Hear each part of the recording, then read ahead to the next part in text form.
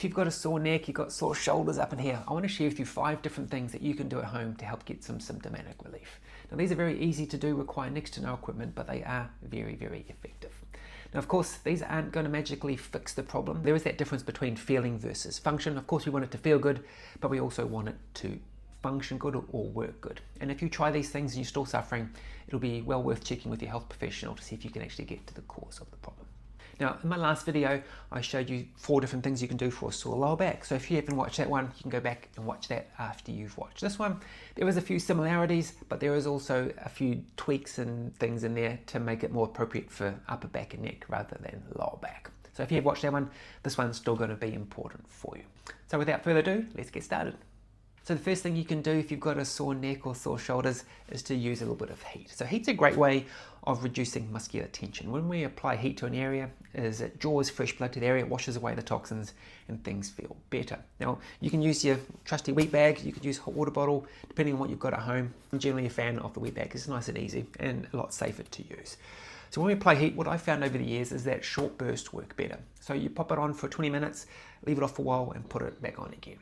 Over the course of an hour, doing it 20 minutes on, 20 minutes off, 20 minutes on, is going to be more beneficial than just leaving it on for an hour. Now, of course, it's not bad to leave it on for an hour, but you'll just get more benefit doing those shorter bursts. Now, of course, there is that conjecture about the ice versus heat, and generally speaking, if you've hurt yourself and you've got that acute inflammation going on, use ice for that first 24 hours or so, and after that, usually heat is going to be better. Now, when we are applying heat to the neck and shoulders, if you've got your wheat bag, you can definitely just drape it over your shoulders. And this works really well for that tension on the top of your shoulders. But what it does is it actually misses the base of the skull here. And a lot of that neck tension, headaches and stuff are associated with this tightness or tension at the base of the skull or the top of your neck. And in order to apply heat to the base of the skull here, we need to do this in conjunction with the second thing I'm going to show you right now. So the second thing you can do to help with that sore neck and upper back is to do that classic static back position. Now I talked about this in the last video, but I want to show you a few variations with this one. So with the static back position, you can lie on your back on the ground. You can put your legs up onto a chair or a couch. As I said in my last one, if you can find something that's the perfect height of your femur here, works really well, but if it's a little bit shorter, a little bit longer, it doesn't really matter. And all you're going to do is have your arms out by your side, palms facing the roof, and you just lie here. This just puts you into a neutral position, takes a lot of that postural stress out. Now, as I said in the part 1, is we want to use heat. So in this position, you can now place your wheat bag up into the base of your head. You lie here, it helps get the heat right up into the base of the skull, helps with your cervical curve, and it really just feels $1 million lying in this position. And you can lie in this position for up to 20 minutes or even longer if you wanted to. Now while you're here, there's also 2 extra things you can do for your arms. This is going to be really good for your upper back and shoulders, and I found this to be very efficient for neck issues as well. So you can place your hands in this position here, so 90 degrees. You have your fist pointing towards the ceiling, and all you're going to do is push your elbows into the ground and then relax. You'll push down. You're going to use about 50% of your power when we do this. We're not trying to break the ground. We're going to do 15 of these. And the second part is we're going to interlock our hands in front of us, keep our elbows straight, and then let our arms fall back over our head towards the ground.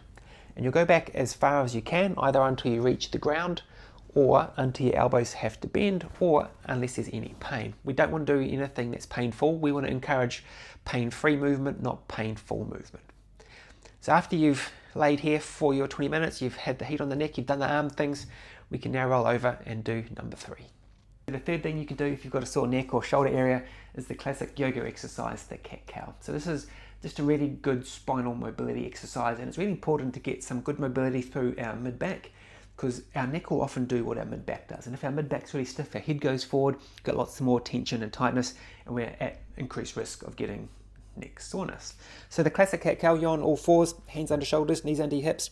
As you breathe in, we arch the back up, drop the head down. As you breathe out, chest down, head back. Now, of course, if your neck's really sore, we can just limit the movement of the neck while we do this and focus on the spine. We also want to make sure that we are able to get some good movement through your thoracic spine. So can we drop that down? Can our shoulder blades or scapula come back? And we really want to make sure that we are getting some good movement there. Now, sometimes people with this are really stiff in the mid-back, and when they do it, it's just their lower back going. So what you can do is you can sit back onto your feet and then do it there. And this is going to really emphasize getting movement through your thoracic spine. So it's just another variation just to try and focus the movement onto the area that needs it. Now, generally speaking, I would suggest to do 10 of these nice and slow and controlled. Again, make sure that they're pain-free, and you can do this multiple times throughout the day. So the fourth thing you can do if you've got a sore neck or shoulders is a bit of self-massage using our ball. We're going to do this on the wall. So we're going to place the ball just on the inside of your shoulder blade. Going to lean back onto it. Now, the harder you push onto it, the more it digs in. So you just find the right level of pressure. I always go for what I call good pain. So it hurts, but it feels nice, like a massage, not like, oh, this is making it worse, okay? We're going to roll up and down. This is a really good way just to getting in between those shoulder blades. It usually feels quite nice. But the problem here is that if we go too low, the ball's going to pop out all the time and we're going to lose control. So I'm going to show you two different variations where we can actually get the pressure onto the top here, and it really feels really good. So the first variation we can do here to get the pressure on the top of the shoulders is to come to the corner of a wall just like this. We're going to place the ball just onto the top of our traps, or in our levator scapula here, which is a common muscle that causes a lot of shoulder tightness. We're going to lean into the wall. Our head will go straight down the wall, just means that we don't have to have a head pushed off to the side. And then we're going to just roll the ball around. And usually this feels quite good. It's easy to get into some of those tender spots, and it's just a nice way of massaging out that tension across the top of the shoulders. Now, when we're in this position, is we do have to have our back rounded, and sometimes that can put pressure on your lower back. I'm going to show you another variation which is going to be a little bit safer for your lower back. So the final way to get pressure with your ball onto the top of the shoulder here is to lie on the ground next to the corner of a wall or a couch or an ottoman like this. We're going to have a head down the side, going to have the ball on the top of our shoulder, and then we can just push with my legs, push this way to get that downward pressure of the ball. And while we're here, we can then roll your shoulder around. You can do a little bit of a pin and stretch where if you get a good spot, you can pin it. You can move your head away. Sometimes with this, you might get a little bit of referred pain up into the side of your neck here. That's quite normal with this one. You can just roll it around, and you can spend a good couple of minutes just massaging this muscle. Now, of course, if we do the other side, we just have to spin around or use the other side of the wall. But it's well worth trying to find this position because it's really nice for your posture. There's no stress on your spine, and it just really feels really good. So the fifth and final thing you can try if you've got a sore neck or sore shoulders, upper back area, is a movement exercise. I call it the archer exercise. Now, this is a bit of a strange one, and the idea here is that we want to move the joints because movement is really important. As we say, movement is neurology. When we move joints, it fires off the brain becomes aware of what's happening at that joint, it can then start to control it better.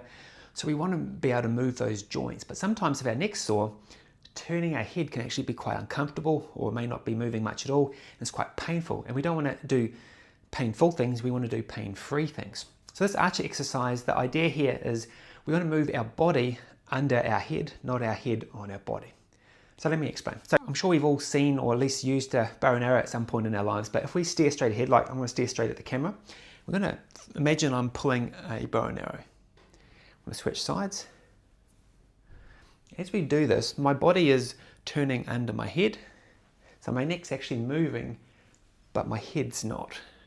And sometimes, if you've got a sore neck, this is a lot more comfortable than if I was to stand here and do this. This is kind of like the circle exercises I talked about in my lower back video. It's really about getting some nice gentle movement into those joints to allow the body to start to heal and feel better. So if you have a sore neck, try this out, and I'll be interested to see how you feel. So let me know in the comments if you try it and you find it beneficial or not. So that you have those 5 different things you can try if you've got a sore neck or sore shoulders. If you are suffering, hopefully these have given you a little bit of relief. Now, if you have tried these and you're still suffering, then maybe you need a little bit of hands-on help, and visiting your health professional would be well worth it. If you are close to me here in Auckland, New Zealand, I'm happy to see if chiropractic care might be a good option for you. And also, if you do like this video, please hit that like and subscribe button. That way you won't miss out on future videos. But until next time, we'll see you soon. Bye.